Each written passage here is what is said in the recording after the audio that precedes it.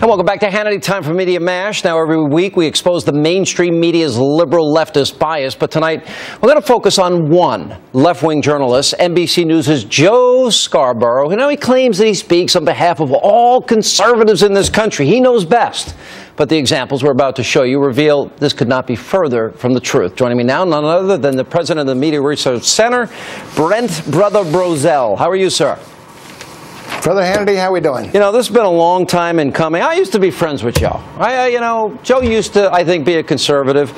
Let's start with Joe's ripping of the NRA, because it's relevant to the new NBC Joe. Let's go back and look at the present Joe. Can we just break through the BS here? This is not for the NRA about Second Amendment rights. This is about gun manufacturers making millions and millions and millions of dollars. This is about retailers making millions and millions and millions of dollars. Do you know how much money these people have made over the slaughter of 20 innocents in Newtown? Do you know how much richer these rich gun manufacturers have gotten over the past month, and how the NRA uses that tragedy to gin up fears, and websites use that tragedy to gin up fears that they're coming to take your guns away? All right, well, let's just get your reaction, because we have Joe back in his congressman days. Now he's doing the liberal Morning Joe show, and he's the NBC version of what a, quote, conservative is. What do you make of that?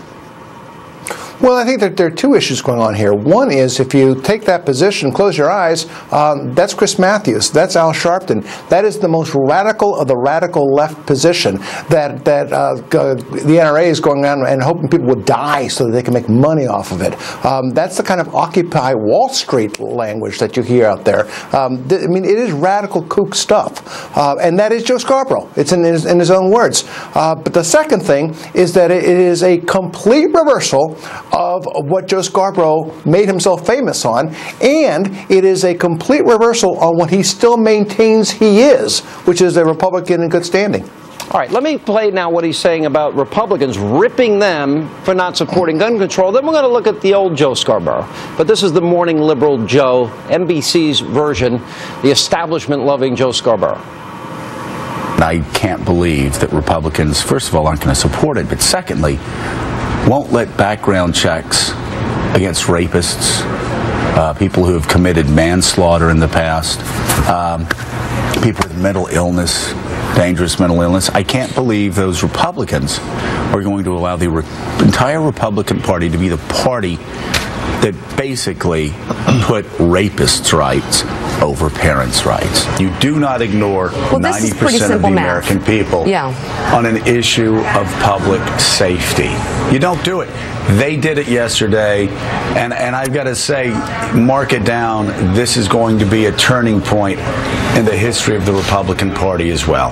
All right, now let's put that against what Joe Scarborough, and of course he's running in a very conservative district in the panhandle of little old Florida, he had a very different position. Let's put some of it up on the screen. In a questionnaire, he said the NRA must elect and support candidates who will view the gun rights issue as a constitutional battle. The Founding Fathers did not give us the Second Amendment to protect our rights to shoot ducks, our constitutional right to bear arms, so we may protect our family in the manner we choose, no compromise. And by the way, he felt the same way about assault weapons. So he would argue, I've changed after Newtown. I would argue that he wants to be loved by the establishment, and Joe Scarborough is no conservative as he is portrayed. Yeah, but look, Sean, you can change your mind. That's perfectly fine. But if you listen to the words in that last clip you saw, that was a personal attack. That was Barack Obama, Joe Biden, Harry Reid. That was bomb throwing of the worst rhetorical kind and personal insults. Now, he's aiming them against people who supported exactly what he supported. You can have a difference of opinion, but you don't have to go radical left. He's going radical left. Fine. But Joe, please, my buddy, never call yourself a conservative again. Well, he's going to, because and he impugns the character of everyone else. He actually said about CPAC is only about anger and hate. We've got the tape of that. Let's roll this tape of yes, the Morning Liberal Show. So many of those people are shams. They're not true conservatives. And we can see it now. They don't care about winning.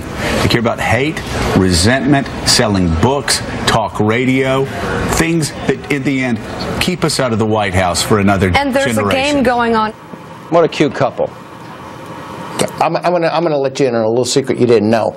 He is so jealous of you, and he's so jealous of Rush Limbaugh, and so jealous of Mark Levin. Look at those gratuitous attacks against talk radio. Let me tell you something. He and his sidekick announced that they were going to take a brief 3-week hiatus from their radio show. Do you know when that was? When was that? They had a radio show? 1,094 days ago.